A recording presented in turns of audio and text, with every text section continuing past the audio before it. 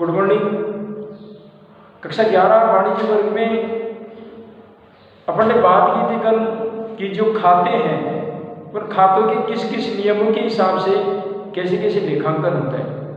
कल अपन ने देखा था कि उन्हीं नियमों के आधार पर आज अपन लेखांकन करेंगे और लेखांकन की सबसे प्रारंभिक जो पुस्तक है वो क्या है आपकी जर्नल या रोजनामचा।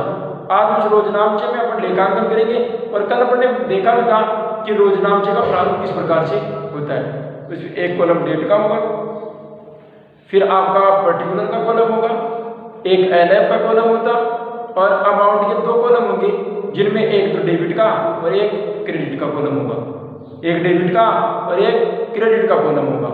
और आज जनरल प्रविष्टियां करते समय अपने को क्या क्या सावधानी करनी है, किस प्रकार से अपने को लेन देन का लेखा करना है, उसके बारे में अपन जानकारी हासिल करेंगे। लेकिन एक बात अपने को ध्यान में रखना है कि जो आपकी जो मैंने वेबोलेबरी बताई थी उसको आपको ध्यान में रखना है। साथ में जो मैंने जो शब्दावली की जो मीनिंग्स है जो लिखवाई थी उसका ध्यान रखना है। साथ में जो आपके जो नियम है जो मैंने लिखवाई व्यक्तिगत खाते के वस्तुगत खाते को नाममात्र प्रकृति के जो नियम थे उस नियमों को आपको ध्यान में रखना है। उन दो चीज़ों को मद्देनजर रखते हुए आपको इसकी जर्नल में लेखा करना है, आपको उसके रोजनामचे में लेखा करना है। और एक उदाहरण लेते हैं और उस उदाहरण के माध्यम से समझते हैं कि कौन सा खाता डेबिट होगा, कौन सा खाता क्रेडिट होगा, उस खाते का नाम, उस खाते का क्या आइडेंटिफिकेशन होगा, क्या संकेत होगा, हम कैसे पहचानेंगे कि इस खाते को डेबिट करना है और इस खाते को क्रेडिट करना है।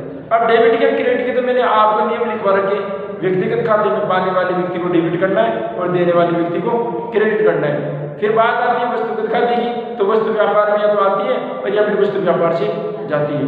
तो वस्तु व्यापार में आती है तो डेबिट करो, और चाहे वो किसी भी रूप में आती हो, चाहे वो किसी भी रूप में, चाहे बेचा हुआ माल ही, चाहे वापिस आ रहा हो, लेकिन कैसे भी वस्तु व्यापार में आती है तो डेबिट करनी। अब डेबिट करते टाइम कौन सा खाता लिखा जाएगा वो तो अपने को पता करना पड़ेगा क्या लिखना है, और वस्तु व्यापार से जाती है तो आपको क्रेडिट करना पड़ेगा।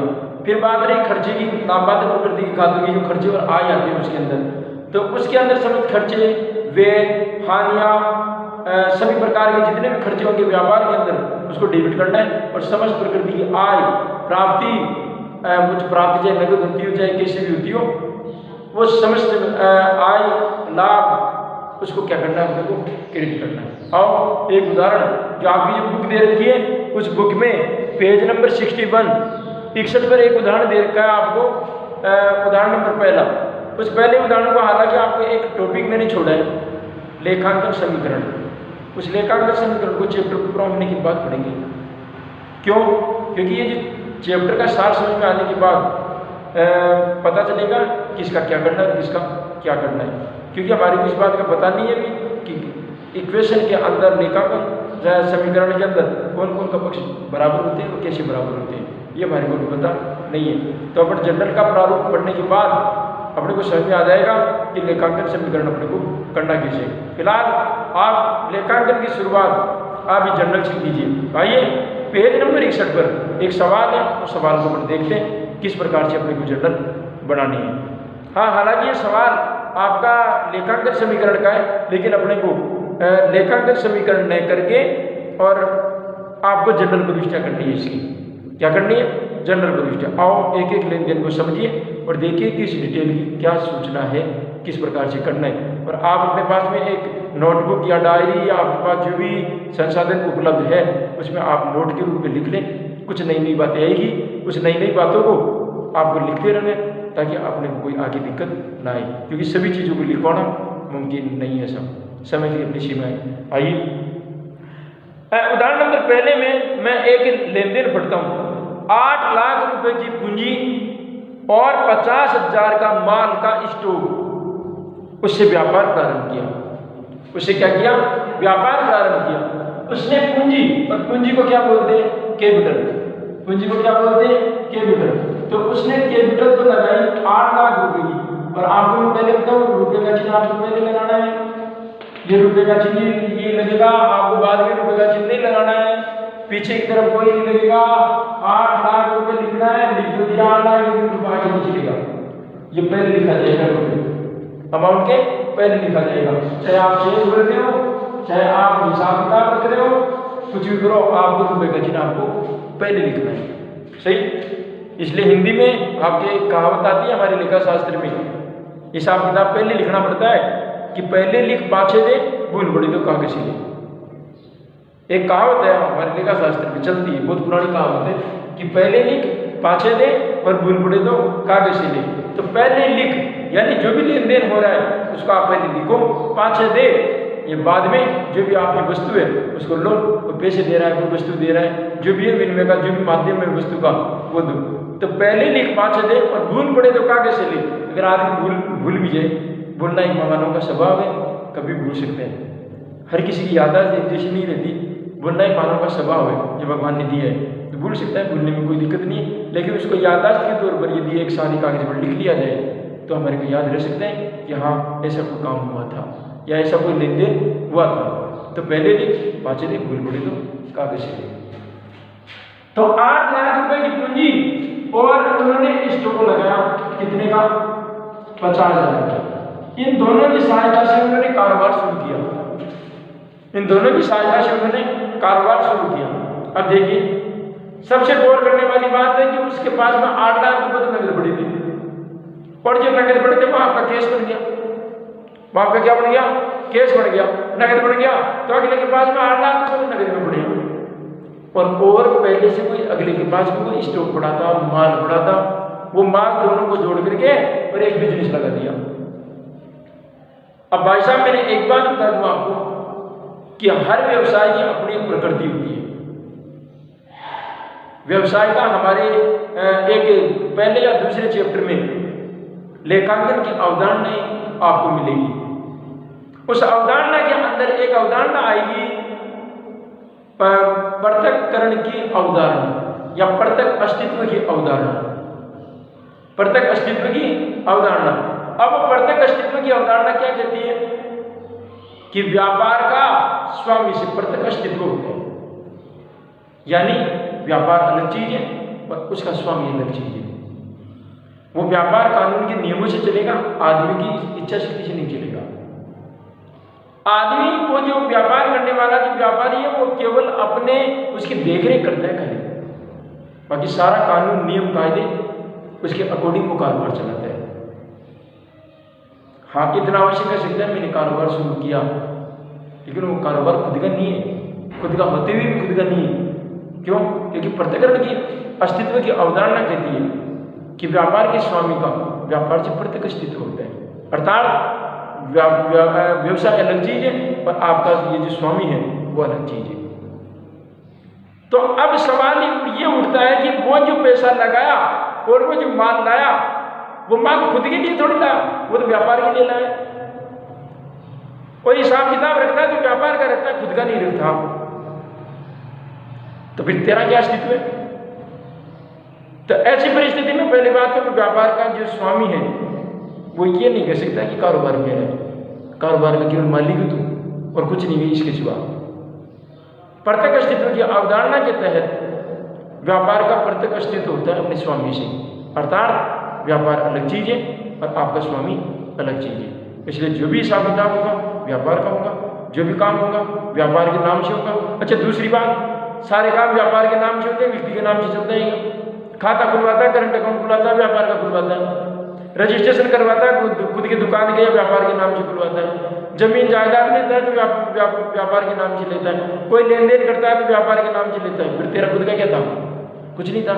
तो ये पृथक्करण की अवधारणा ये कहती है कि व्यापार का स्वामी से पृथक अस्तित्व होता है, वो खाली व्यापार को चलाने के लिए एक संचालक के तौर पर काम कर रहा है। वो संचालक करता है, उसका वर्ष के अंत में उसको जो प्रतिफल मिलता है, लाभ मिलता है, वो उसका है, इसके सिवा और कुछ नहीं है। इसलिए पृथक्करण की अवधारणा के तहत वो जो 8 लाख रुपए की पूंजी और 50,000 का जो माल लगाया वो माल व्यापार का है। व्यापार में गया, रोकड़ भी गई और वो माल भी गया। अब रोकड़ को देखो और माल को देखो, कौन से खाते में आती है? रोकड़ वस्तु को दिखाते की श्रेणी में आता है, क्योंकि रोकड़ एक पैसा है, वस्तु है, कोई सजीव प्राणी नहीं है। पैसा एक तरल पदार्थ है, तरल संपत्ति है।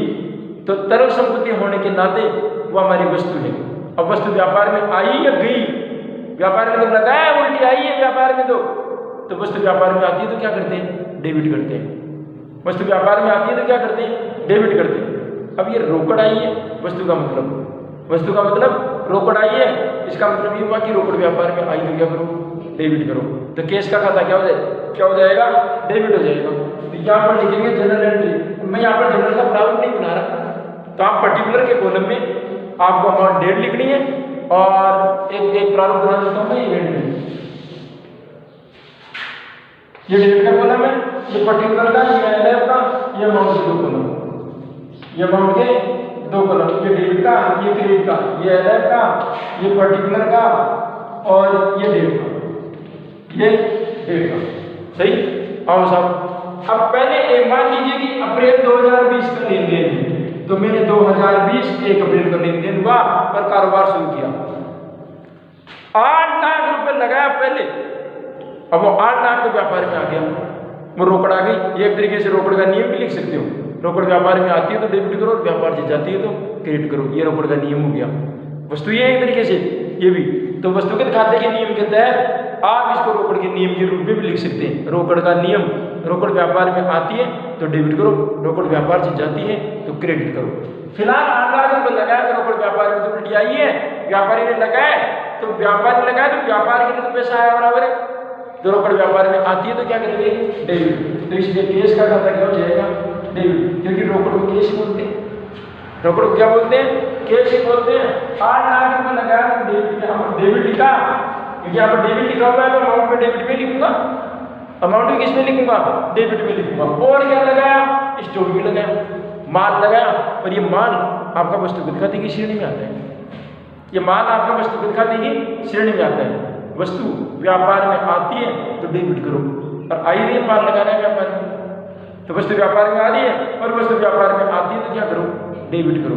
अब माल को इंग्लिश में क्या बोलते हैं, स्टॉक, क्या बोलते हैं, स्टॉक।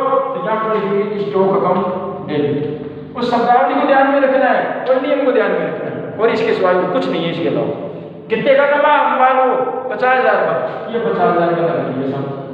अच्छा, अब एक बात है, डेबिट दुकान खाते होने से दो चीज लगाया था, 2 आइटम लगाया था, 2 आइटम लिख दिया। अब एक बात ध्यान रखना कि व्यापार के अंदर चाहे माल लगा, चाहे रोकड़ लगा, चाहे संपत्ति लगा, चाहे घर की कोई संपत्ति ला करके लगा, पत्नी से नकद लेकर के लगा, पत्नी से लोन लेकर के लगा, पत्नी से भी लोन ले सकते हैं व्यापारी। लेकिन ध्यान रखना, ये पत्नी के मामले में हंसने की जो भले मजाक की बात हो, लेकिन पत्नी यहाँ पर व्यापार के लिए बाहरी पक्षकार है। पति को लोन का पैसा चुकाना पड़ेगा, पति को और ब्याज से नेतागिरी का काम ही नहीं चलेगा। मेरी पत्नी है तो साहब ब्याज भी नहीं दूं। पत्नी अगर बोलती है, क्योंकि पत्नी उस टाइम बाहरी पक्षकार है व्यापार के लिए, कानून में हम इस बात को जानते हैं कि कानून इसको किस तरीके से देखता है, कानून इस चीज को किस तरीके से देखता है। तो आप पत्नी से भी अगर व्यापारी लोन लिया है तो पत्नी का ऋण भी आपको बाहरी पक्षकार मानते हुए चुकाना पड़ेगा ब्याज से। इसमें कोई संबंधों का काम नहीं चलेगा, ये व्यापार है, संबंधों का काम नहीं चलता है। संबंध हो सकता है केवल करेगा, विक्रेगा, लेन देन का, सौदे का। लेकिन अच्छा, फ्रेंड से आपने लोन ले लिया तो फ्रेंड आपका ब्याज माफ कर देगा, आपके पैसे माफ कर देगा। फ्रेंड के पास पेड़ थोड़ा लग रहा है पैसे का, तो आपको देते रहेगा, आप उसको काम में लेते रहेंगे। नहीं, आपने चाहे बैंक से लोन लो, चाहे पत्नी से लोन लो, चाहे भाई से लोन लो, चाहे रिश्तेदारों से लोन लो, चाहे आप अपनी खुद की तरफ से पैसा लगाओ, चाहे माल लगाओ, व्यापार में जाते ही वो व्यापार की टोटल पूंजी बन जाती है। वो व्यापार की टोटल क्या बन जाती है, पूंजी। और पूंजी को क्या कहा जाता है, कैपिटल। और हमेशा कैपिटल क्रेडिट ही होती है, हमेशा दिमाग में डाल दें, कैपिटल हमेशा क्या होती है, क्रेडिट होती है। चाहे आप 11th में हो, चाहे 12th में हो, चाहे फर्स्ट ईयर में जाओ, चाहे सेकेंड ईयर में, चाहे एमकॉम करो, चाहे बीएड करो, चाहे पीएचडी करो, कैपिटल हमेशा क्रेडिट होती है। तो पूंजी लगाई थी, वो पूंजी उसकी क्या मानी जाएगी, क्रेडिट मानी जाएगी, कैपिटल अकाउंट। आप अकाउंट शब्द लगा करके छोड़ दें। क्यों, जब 2 खाते डेबिट हो गए तो समझाना कि वहां पर अगला जो खाता है वो हमेशा किसका होगा, क्रेडिट होगा। आपको लिखने की आवश्यकता उसको नहीं है, ठीक साहब। अब टू कैपिटल अकाउंट, अब टोटल कितना लगा दिया उसने, 8,50,000 का माल लगा दिया उसने, सही। अच्छा, ये लिखने के बाद आप मेरे से लिखेंगे खींचता हूँ कि यह एंट्री किसकी थी, यह एंट्री किसकी थी। अब आपको एंट्री करने के लिए क्या करना पड़ेगा, यहाँ पर लिखना पड़ेगा इसका नरेशन। जैसा आता है टूटी फूटी अंग्रेजी वैसे चलेगी, लेकिन नरेशन का मतलब झलकना भी चाहिए बाहर कि नरेशन क्या है। तो यहाँ पर लिखेंगे बीइंग, व्यापार शुरू किया था तो आप लिख सकते हैं बीइंग बिजनेस स्टार्टेड, व्यापार शुरू किया। सही, आपको जैसे टूटी फूटी अंग्रेजी आती है नरेशन में आप लिख दें, वो चलेगा नरेशन में। लेकिन आपने जो खाता डेबिट कार्ड किया है वो डेबिट का खाता डेबिट में लिखो, क्रेडिट किया है तो क्रेडिट का खाता क्रेडिट में लिखो, और जो खाते आपको डेबिट क्रेडिट होने वो क्रेडिट में लिखो। लेकिन आपकी जो नरेशन है वो विवरण है वो आपको जैसा आता है वैसा आप लिख दें। और अधिकतर आपको ये पेपर के अंदर मिल जाते हैं, वो भी लिखने की आवश्यकता नहीं है, देखने की आवश्यकता नहीं है, मिल जाते हैं कोई किताब के अंदर। ठीक साहब, अब आज एक लेन देन पूरा हो गया, आप इसके नए नोटिस लिखिए, इसका मतलब एक लेन देन हमारा पूरा हो गया। तो पहले हमेशा ध्यान रखें कि जब भी आप व्यापारी जब बिजनेस स्टार्ट करता है तो सबसे पहले जो पूंजी लगाता है वो क्या क्या लगाया, उसको खातों के नियमों के तहत आप उसको डेबिट क्रेडिट करें और फिर उसको सॉल्व करें। आइए एक लेन देन और देखते हैं। 15,000 रुपए का अग्रिम भुगतान करके 3 लाख रुपए मूल्य का प्लांट क्रय किया। प्लांट एक संपत्ति है। प्लांट देखिए एक चीज होती है, एक तो प्लांट और एक प्लांट और मशीन। प्लांट वो चीज होती है जहां पर उत्पादन का काम होता है, वो प्लांट कहलाता है। जैसे गैस प्लांट है, वहां पर गैस उत्पादित की जाती है। आपके जो और भी दवाइयों के जो कारखाने होते हैं वो प्लांट की श्रेणी में आते हैं, क्योंकि वहां पर जहां पर मैन्युफैक्चरिंग होता है वो सब प्लांट की श्रेणी में आते हैं। और जहां प्लांट होता है वहां पर मशीन जरूर होती है, क्योंकि हर चीज हाथ से तो बन नहीं सकती, तो इसलिए उसको जॉइंट रूप से लिखा जाता है, plant and machine, plant and machine. इसलिए आगे शब्द आएंगे ऐसे, प्लांट एंड मशीन दोनों। इसका मतलब एक उत्पादित कंपनी है, इसमें कुछ माल का उत्पादन किया जाता है, बनाया जाता है और मार्केट में बेचा जाता है। आओ, 15,000 रुपये का एडवांस भी दिया और 3 लाख की मशीन खरीद ली।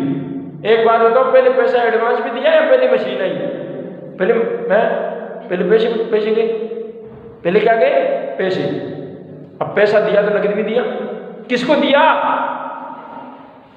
जिसे प्लांट खरीदा, और जिसे प्लांट खरीदा वो उधार में खरीदा। किससे खरीदा ये नहीं है हमारे पास में। अब जिससे खरीदा वो हमारा लेनदार बन गया, वो उसका पैसा आज नहीं तो कल देना पड़ेगा। हमारा क्या बन गया? लेनदार। तो पहले लेनदार को एडवांस में पैसा दो, पहले लेनदार को एडवांस में पैसा दो। मान लीजिए 2 अप्रैल को ही है, अब लेनदार तो पाने वाला हो गया, पाने वाले को क्या करो भाई? लेनदार तो व्यक्ति है, तो पाने वाले व्यक्ति को क्या करो? डेबिट करो। पाने वाले व्यक्ति को क्या करो? डेबिट करो। तो यहाँ पर लिखेंगे creditor account debit, creditor account debit. 15,000 रुपये नकद में दिया है पैसे, 15,000 रुपये किस में दिया है? नकद में। नकद रोकड़े कैश है, वस्तु खाते की श्रेणी में आता है। वस्तु व्यापार में आती है तो डेबिट, वस्तु व्यापार से जाती है तो क्रेडिट। अब आप तय करो कि ये रोकड़ व्यापार में आ रही है या जा रही है? गई। और वस्तु व्यापार से जाती है तो क्रेडिट। लेकिन यहाँ तो वस्तु नहीं जा रही, यहाँ तो पैसा जा रहा है, तो पैसे को क्या बोलते हैं इंग्लिश में? कैश। तो कैश का खाता क्या हो जाएगा? क्रेडिट हो जाएगा। तो यहाँ पर लिखेंगे टू कैश अकाउंट। तो इस प्रकार से ये जनरल एंट्रियां बनती है। अब आपने पेमेंट किया है तो आप लिख सकते हैं बीइंग पेमेंट किसको? टू क्रेडिटर लिख सकते हैं। बीइंग एडवांस पेमेंट किया है तो advance payment to creditor, to creditor. इस प्रकार से इसका लेन देन, और आप लेन देन को बंद कर दिया। अब प्लांट खरीदा, वस्तु व्यापार में आई, प्लांट तो वस्तु है, मशीन है तो प्लांट आया। ये प्लांट हमारी संपत्ति है और संपत्ति को संपत्ति के नाम से ही दिखाते हैं। प्लांट है तो प्लांट वस्तु है, वस्तु व्यापार में आई, वस्तु व्यापार में आती है तो क्या करते हैं? डेबिट करते हैं। प्लांट अकाउंट डेबिट, जितनी तारीख है तारीख यहाँ पर लिखना है। तो प्लांट अकाउंट डेबिट कितने का? 3 लाख का। तो 3 लाख रुपए का आपको डेबिट कॉलम में लिखना है। ठीक साहब। और टू नकद में खरीदा नहीं, उधार खरीदा, उधार में खरीदा, लेकिन उस पक्षकार का नाम नहीं दिया जिससे खरीदा, तो कोई बात नहीं, उसको क्रेडिटर मान लेते। क्यों? उसको पैसा देना है। अरे जिनको पैसा देना होता है वो हमारा लेनदार है। तो ऐसी परिस्थिति में उसको अगर कोई पक्षकार नहीं दे रखा तो क्रेडिटर मानेंगे, वो हमारे लेनदार है, आज भी तो कल पे चलेगा। To creditor account, to creditor account कितने रुपए? 3 लाख रुपए। प्लांट खरीदा है तो लिख दो जैसा भी आता है, प्लांट परचेज, प्लांट परचेज। उधार में खरीदा बाय फ्रॉम क्रेडिट, उधार से। तो कुल मिला के बात ये है कि आपको खाते के नियम और उस वैकुलेटरी को ध्यान में रखते हुए आप जनरल एंट्री को आराम से कर सकते हैं, कोई डाउट वाली बात ही नहीं है। लेकिन एक सबसे बड़ी बात आपको इसमें समझ काम में लेनी पड़ेगी कि क्या आ रहा है और क्या जा रहा है। इस बात का आपका विशेष ध्यान रखना है। बाकी कोई इसके अंदर कोई ज़्यादा भेजा लगाने की आवश्यकता वाली कोई काम ही नहीं है। स्पेलिंग का ध्यान रखना है कि स्पेलिंग जानबूझ करके गलत तो करके लिखे, लेकिन नरेशन में जैसा आपको आता है वैसा लिखे। हमने 10th तक पास की है, इसका मतलब अंग्रेजी में ऐसा नहीं कि कुछ भी नहीं आता हो, कुछ आता है, लेकिन जो आता है उसको शुद्ध लिखे आप बस, और कुछ ध्यान रखने की आवश्यकता नहीं है। देखेंगे कल कि और भी सवाल, और भी जो लेन देन है, और भी जो सौदे हैं, उसको किस प्रकार से दर्ज किया जाता है। आज के लिए इतना ही, बहुत बहुत धन्यवाद।